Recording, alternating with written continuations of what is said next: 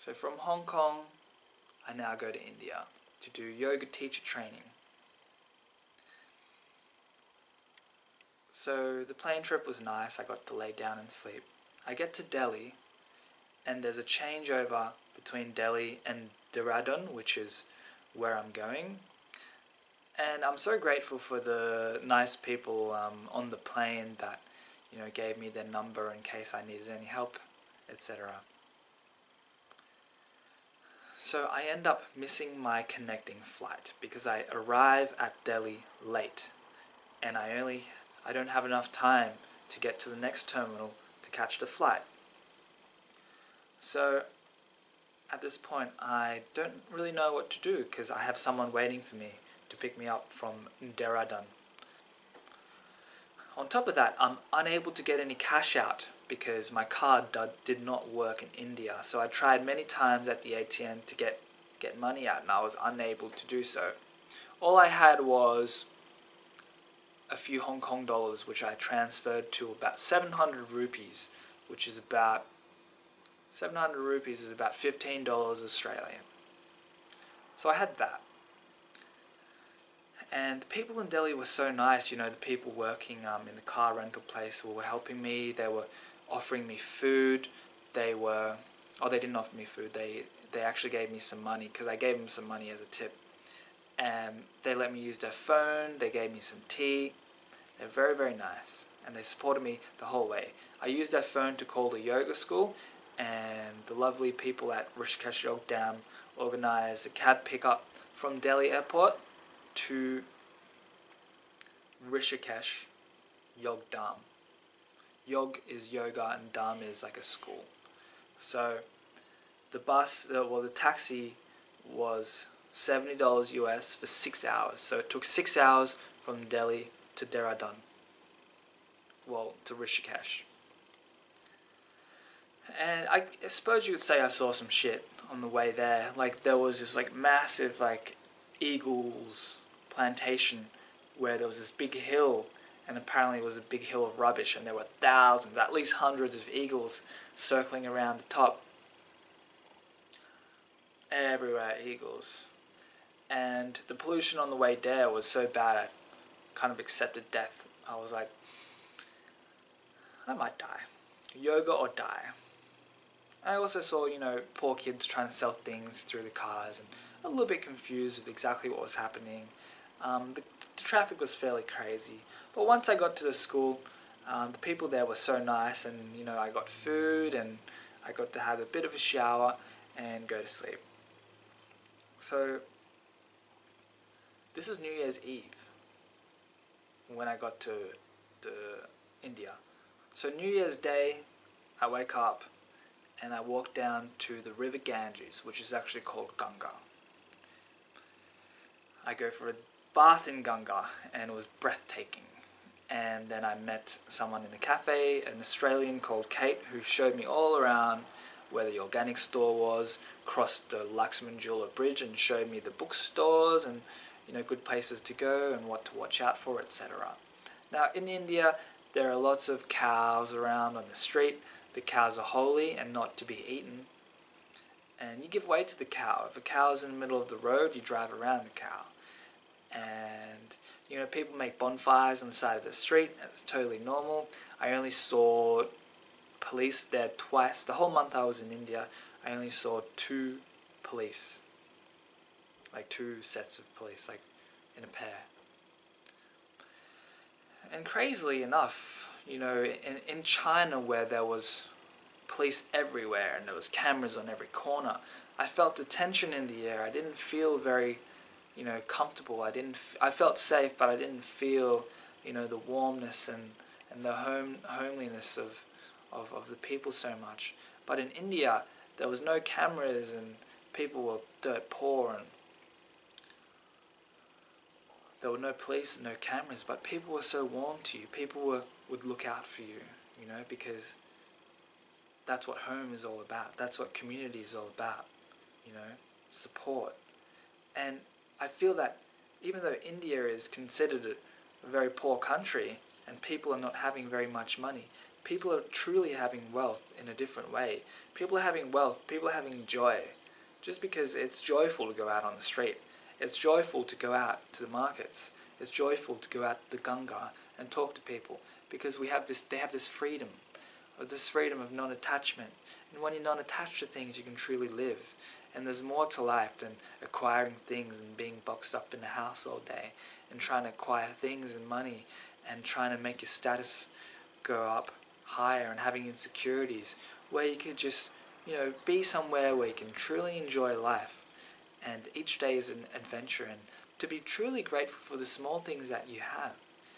Like I saw 8-year-old kids there trying to sell me flowers, and they said they were hungry and they had to wake up at 5 a.m. to sell flowers to be able to afford books and to get to travel to one place and another and to actually have food.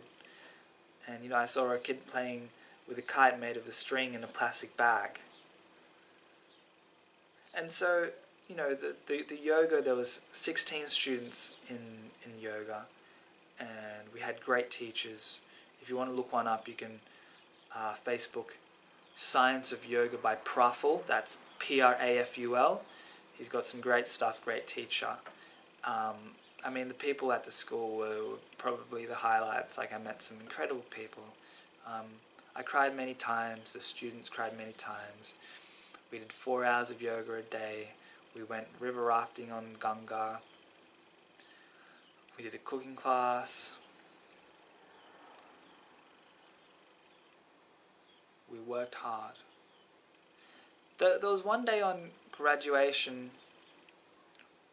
where I was walking, before graduation, I walked into town, and I was seeing lots of people, more than usual, in orange robes, wearing orange.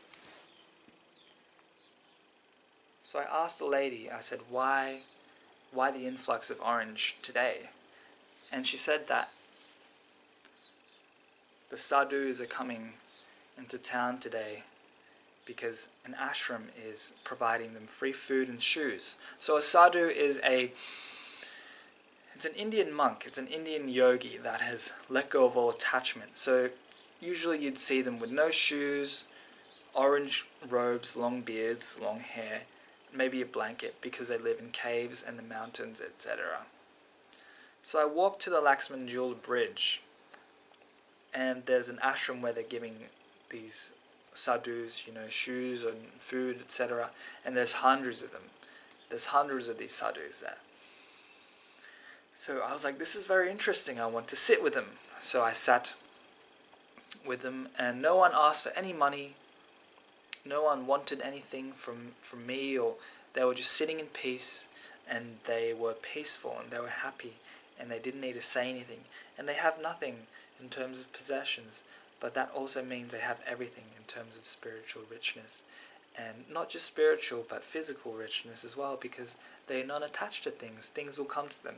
And it's more about, it's not like, I'm not going to accept anything. It's more about being happy with what you have, and being happy with less, and really appreciating what you do have. So I met some amazing people, and letting go of them was hard, but one of the teachers taught me that if you truly connect with someone, you will see them again. If you really want to, you will see them again. And another teacher also said, you will always have some sort of attachment. As long as you are alive, you will always have some sort of attachment. That's part of being alive. So I leave India, and on the last day of India, we had a great scooting adventure where we rode a scooter up into this waterfall, and then into a Ganga beach, and then into a cave where we sat, and I felt the most silence in that cave and the most peace in that moment. So my flight, I go from Dehradun to Delhi, and again there's hardly any time for my connecting flight, so I rush, I'm running, and I make it on time because the flight was late. So I get to Singapore, from Delhi to Singapore, and I have a connecting flight at about 2 a.m. in the morning. So I go to collect my ticket, and the lady behind the counter says,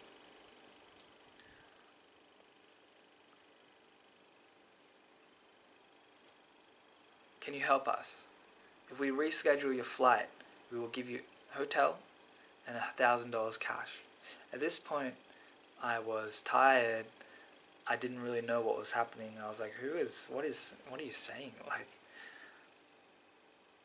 what are you saying?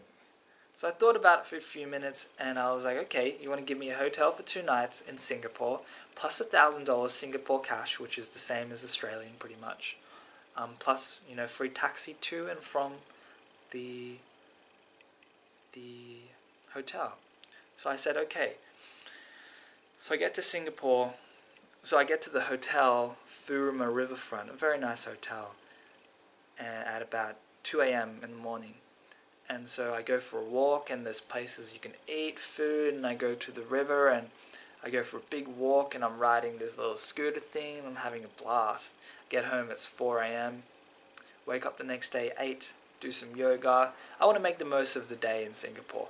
So I have this buffet. It's crazy, like being from India, where I'm having like 45-second showers, and like street food, to like a full buffet in like a really nice hotel in Singapore.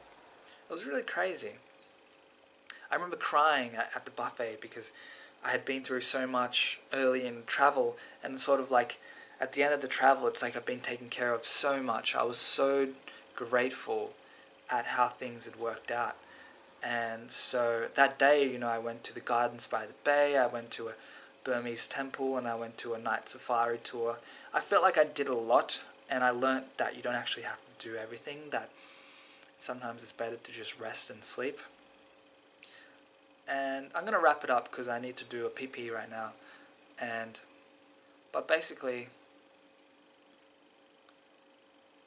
yeah, and then I stayed in Singapore, and then I went back to Australia, and here I am in Canberra. I've been home for about 4 days. And I truly miss India, and please stay tuned because I have much more wisdom to share. And this is just sharing kind of like the travel journey of quitting a job and now coming. I've already got a job lined up. I've been offered the old job before I left, but I don't want the old job. My back is so straight. I feel so strong and more confident within myself. And namaste.